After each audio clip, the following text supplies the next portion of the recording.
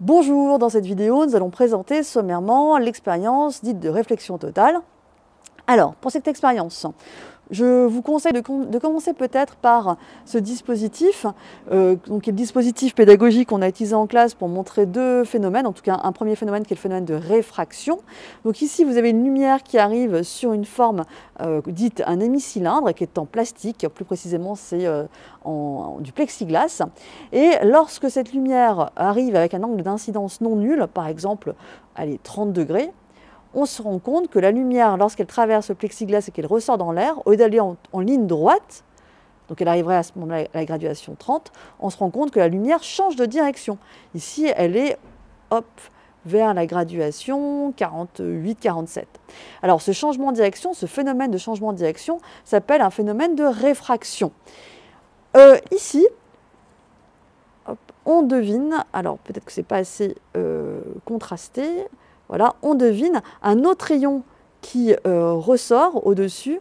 Ce rayon, c'est un rayon dit réfléchi. D'accord, hein, si on a un angle de ici 38 degrés, on aura un rayon réfléchi avec la même valeur. Alors il faudrait qu'on fasse un peu plus d'obscurité dans la pièce pour mieux le deviner, mais sur mon doigt, je pense que vous devinez le rayon.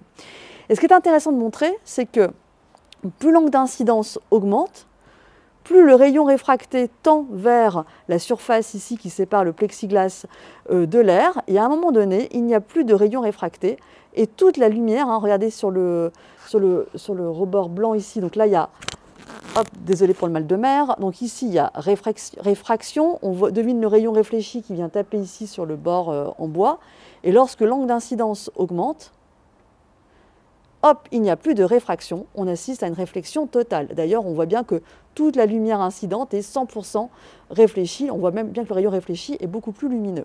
Alors, ça qui est intéressant, c'est que pour caractériser ces milieux transparents, en physique, on a recours à une valeur chiffrée qu'on appelle un indice de réfraction.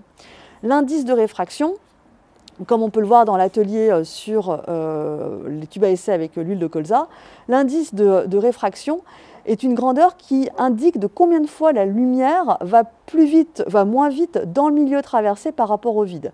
Par exemple, l'indice de réfraction du plexiglas, c'est 1,5.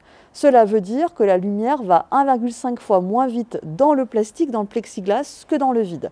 L'indice de réfraction de l'air, lui, vaut 1. Ça veut dire que la lumière dans l'air va une fois moins vite que la lumière dans le vide, autrement dit, ça va aussi vite. Alors, ce qui est intéressant, c'est quand la lumière passe d'un milieu avec un indice de réfraction plus élevé que celui d'après, entre guillemets, que le deuxième milieu, on peut observer un phénomène de réflexion totale. Alors ici, nous avons une expérience toute simple qui consiste à avoir emprisonné, alors je vous le montre sur le côté peut-être, on a emprisonné donc entre deux lamelles un petit joint, et dans ce joint, il y a de l'air. Alors l'indice de l'air, on vient de le dire, c'est 1, l'indice de l'eau, c'est 1,33, l'indice du verre, c'est autour de 1,47. Et donc, en fait, la lumière, quand elle traverse tout ce dispositif, elle ne fait que traverser des milieux d'indices de réfraction différents.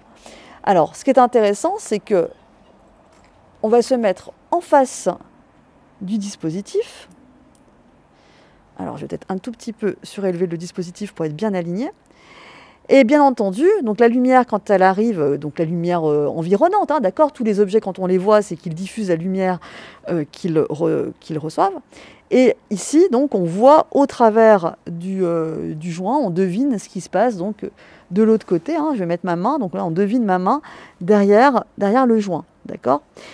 Alors, on va grossir un petit peu peut-être, voilà. Et là, qu'est-ce qu'on va faire? Eh bien, donc, si on voit ma main, c'est que la main diffuse de la lumière qui traverse donc d'une part le verre, puis l'eau, puis l'air emprisonné dans le joint, voilà. Puis de nouveau l'eau, etc. Mais donc, quand la lumière passe de l'eau, indice 1,33, à l'air dans le joint, indice 1, on se retrouve dans la même situation que l'expérience du plexiglas. Donc, potentiellement, il y a un angle à partir duquel on aura un phénomène de réflexion totale. Donc, ici, plutôt que de tourner la caméra, eh bien, on va tout simplement tourner le serre-joint, enfin le béchat qui contient le joint, et hop, ici, on a une impression, hein, vous avez vu, hein, une impression d'effet miroir, on ne voit plus la main au travers du joint, alors que là, ici, on la devine, d'accord, hein, j'essaye de mettre de l'autre côté, mais avec la lumière, c'est pas très pratique. D'accord, hein? Donc là, ici, vous devinez ma main derrière. Et quand on tourne, hop, effet miroir. On ne voit plus du tout la main qui est derrière au niveau du joint. Alors ça, c'est une expérience qui est très intéressante puisque c'est ce qu'on utilise comme principe dans les gaines de fibres. Alors, qu'est-ce qui se passe? Donc vous l'avez compris, quand on passe d'un indice, quand on passe un milieu d'un indice supérieur à l'indice suivant, eh bien, on a réfraction et au bout d'un moment, on peut avoir une réflexion totale. C'est le principe donc des fibres optiques qui sont constituées par deux gaines, une gaine dite de cœur, dont l'indice de réfraction est plus grand que la gaine qui l'enveloppe.